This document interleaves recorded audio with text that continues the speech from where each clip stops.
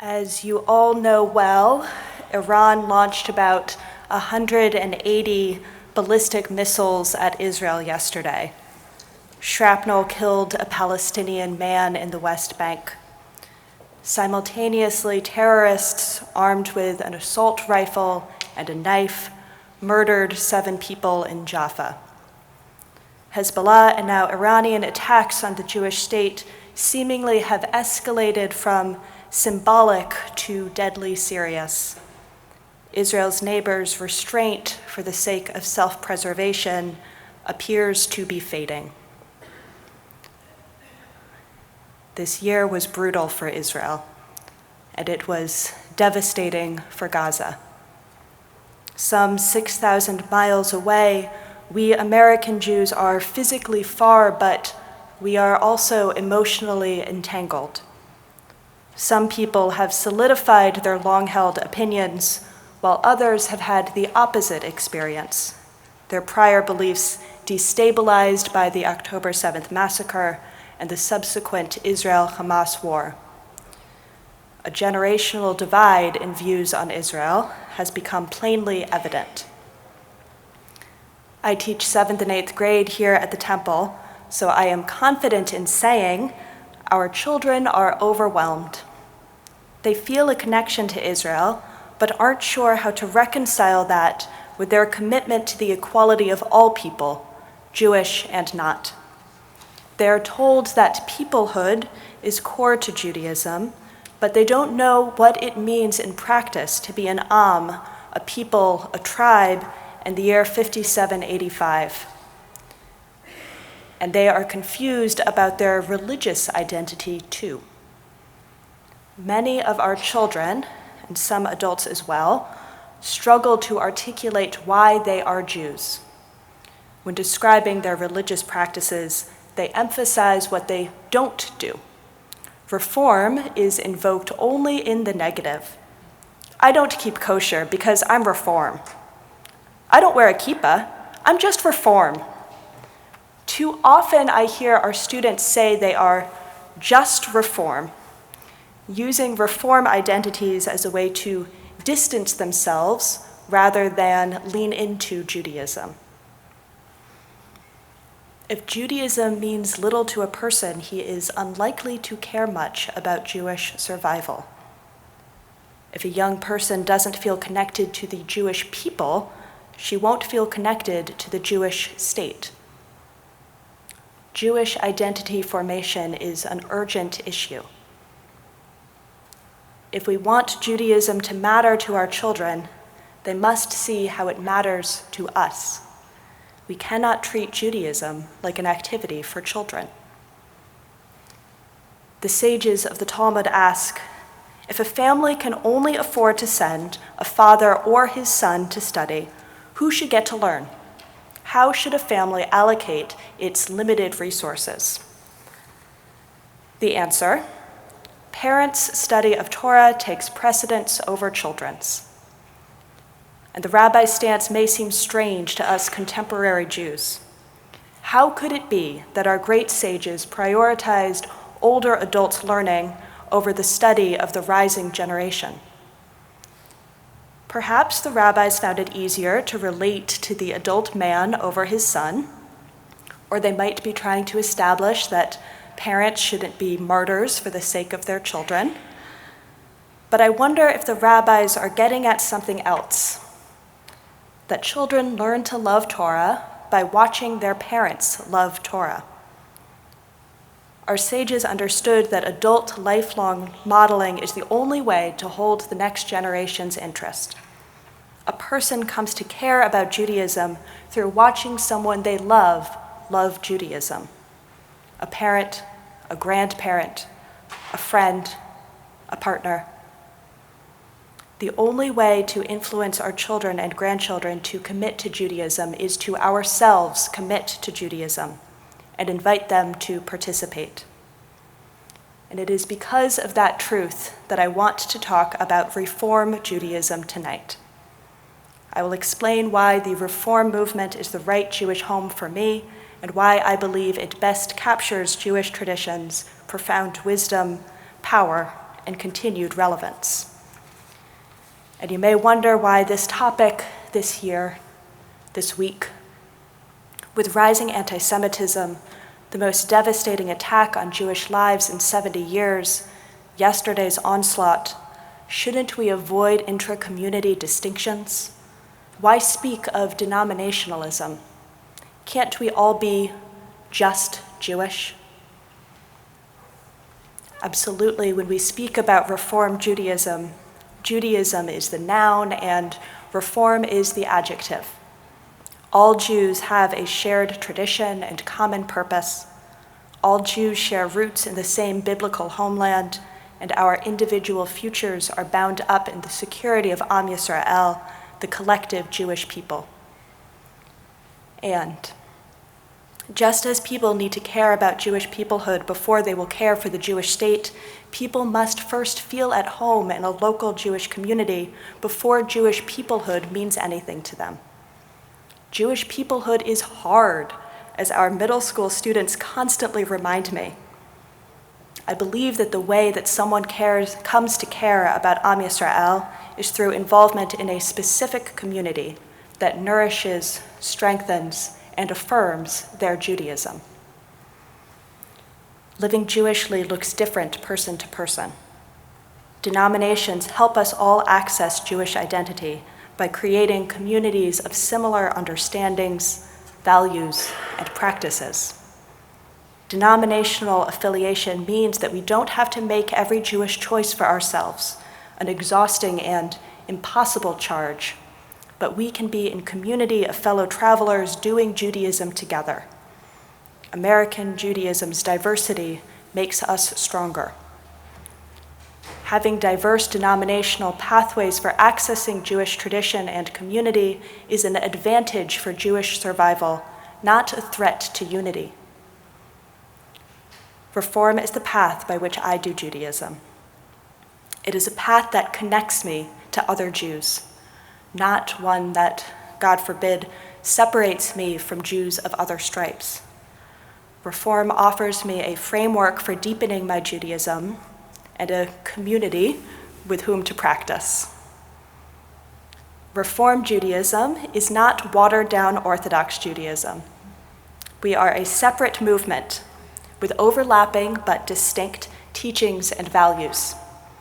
As the former Union for Reform Judaism president, Rabbi Alexander Schindler, famously put it, our forebears did not forge Reform Judaism to have us traded in for a tinsel imitation of orthodoxy.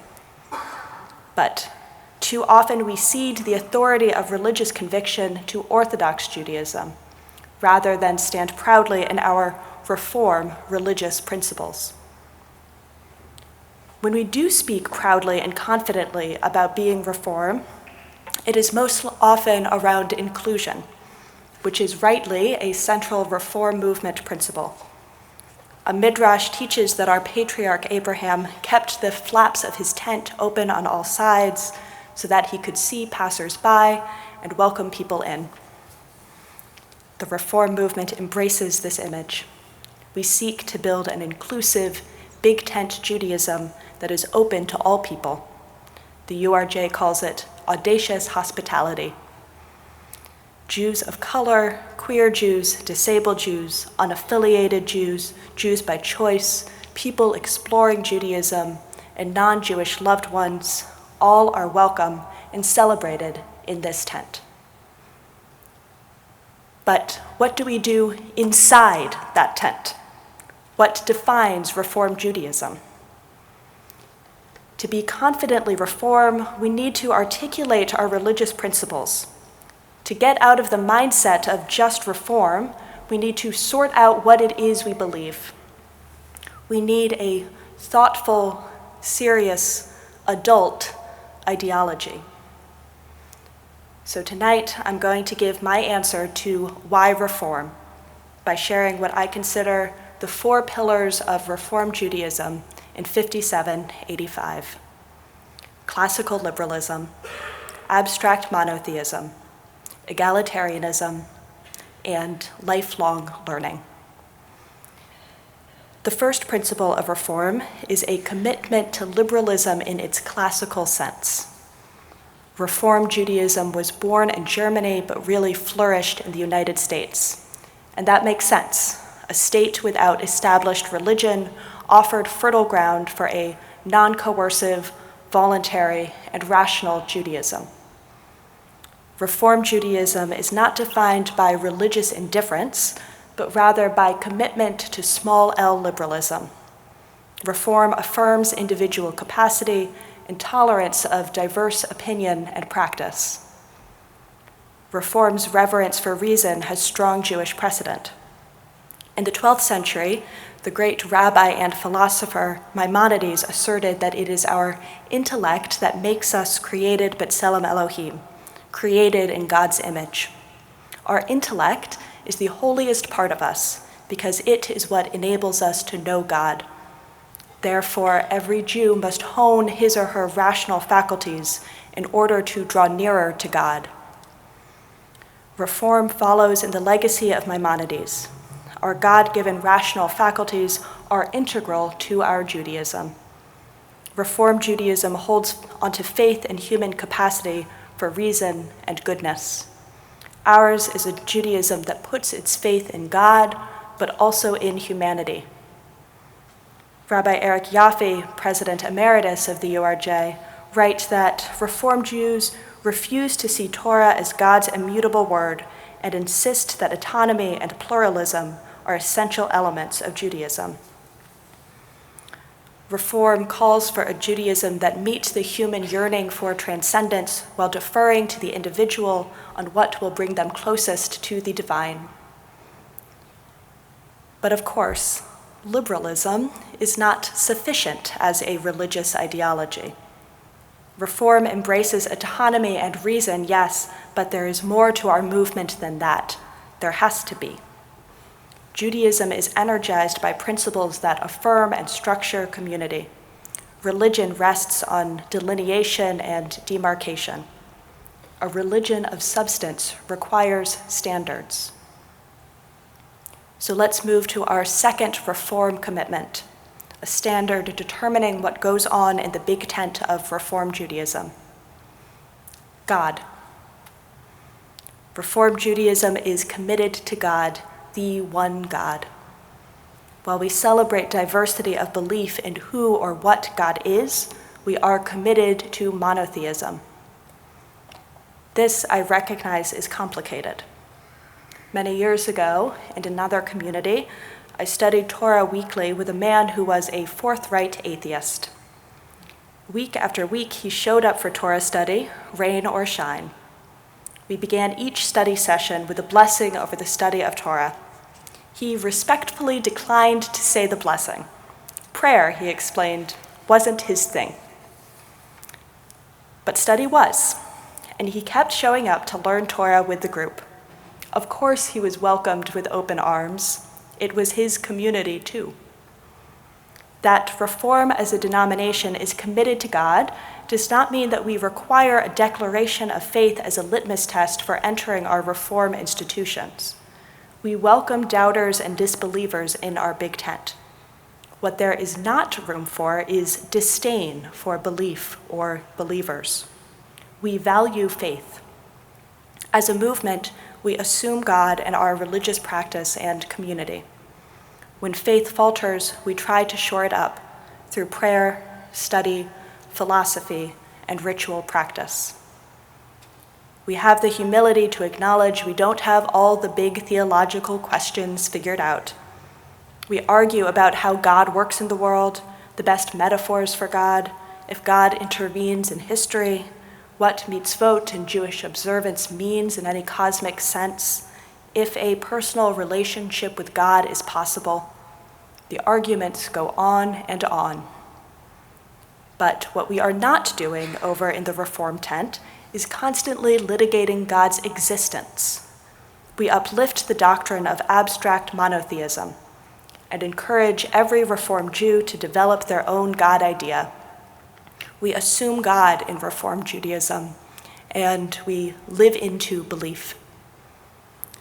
There are natural, inevitable hierarchies in human society. parent and child, judge and litigant, teacher and student. But Reform Judaism insists that such hierarchies are situational and time-bound. The only absolute hierarchy we affirm is that God is above all. Each of us stands with the dignity of knowing that we are equal to all people. At the same time, we embrace the fundamentally humble position of standing before a boundless God. Reform's insistence on intra-human equality shines a powerful spotlight on the single hierarchy that we do believe in, the hierarchy between people and God.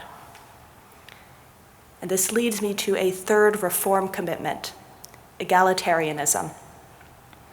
Egalitarianism includes gender. Reform Judaism is committed to treating people of all genders absolutely equally. In 1983, the American Reform movement affirmed that egalitarianism logically requires accepting equilineal descent. Judaism can pass through both a mother and a father. The Jewishly raised child of either a Jewish woman or a Jewish man will be a Jew. But egalitarianism is about more than gender, too.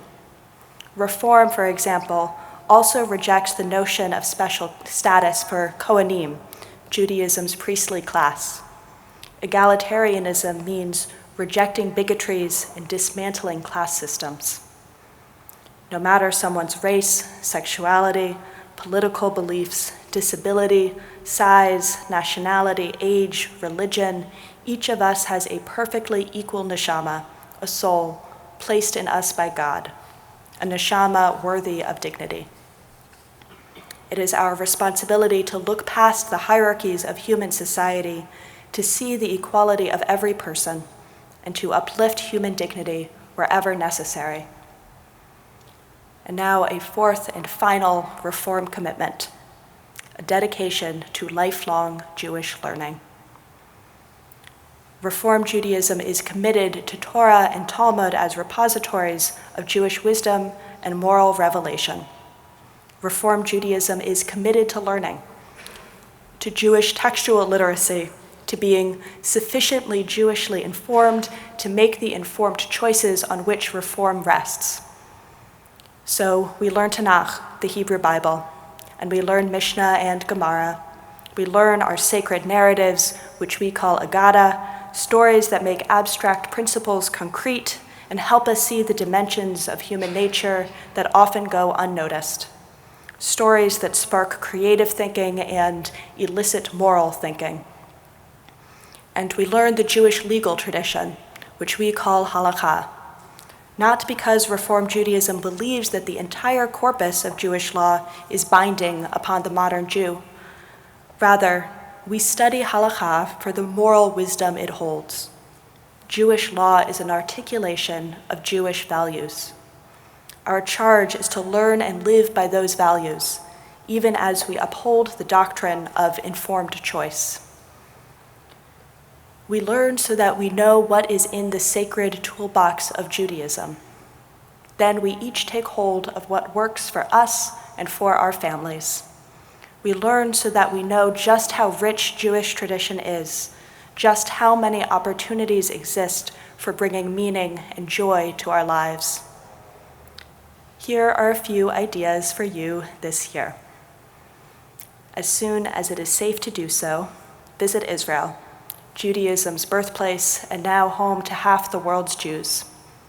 Visit the beaches of Jaffa, from where the prophet Jonah tried to flee from God, Jerusalem, where something sacred hangs in the air, or my personal favorite spot, Beit She'arim, where Yehuda Hanassi, redactor of the Mishnah, is buried, and now it is a vast necropolis with lots of caves for kids to scramble around. Or if a trip to Israel isn't feasible this year, travel Jewishly wherever you go. Find the local synagogue or Jewish community. Light Shabbat candles. Build a sukkah. Sing a wordless melody, bake a challah, learn the blessing over studying Torah. Learn Hebrew, learn Aramaic, learn Yiddish, learn Ladino. Learn a Jewish text and translation. narrative or legal, poetry or history, Torah or Talmud, ancient or contemporary. You can ask your clergy for a recommendation. Say the Shema when you wake up and go to bed. Try praying 3 times a day. Hang up a mezuzah. Hang up Jewish art. Make Jewish art. Listen to Israeli music or Jewish music from around the world. Again, we've got suggestions. Host a Shabbat meal. Host a Passover Seder. Say 100 blessings in a single day, thanking God for restoring our souls, for our sight, our clothes, our ability to move, our food and drink, our health, the rain, thunder, lightning, nice-smelling flowers, the ocean, and so much more, so many things to bless if only we pay attention. Come to temple. If you haven't already, join a synagogue. As the seer of Lublin taught, it is impossible to tell people what path they should take to God. One way is through learning, another is through prayer. One way is through fasting, and another through eating. Each person should take the path to which their heart calls them, and follow that path with all their strength. The path I take to Judaism is the Reform path. Tonight I've shared why, laying out the 4 concepts that I see as Reform Judaism's core religious principles: classical liberalism, God, egalitarianism, and lifelong Jewish learning. Perhaps these aren't the principles you would have chosen, and I'm eager to hear your ideas. Let's brainstorm together. Let's figure out what we believe and what we stand for.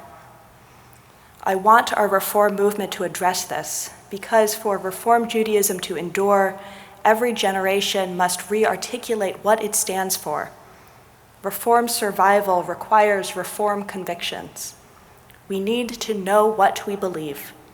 We need our children to know that we believe in something serious, that Reform Judaism isn't something you grow out of or graduate from. I want Reform to be a Jewish path for many generations to come. But for the Reform path to survive, we need our movement to have the strong roots of religious conviction. It is time that we stand proudly as Reform Jews and stop with the just Reform timidity. It is time that we return to understanding ourselves and speaking of ourselves as religious Jews. We are religious Jews. We embrace classical liberalism. We stretch toward God, whether or not faith comes easily to us. We uplift egalitarianism, and we turn to our sacred text to learn, learn, learn. May 5785 be a religious year for us all. Shana Tova.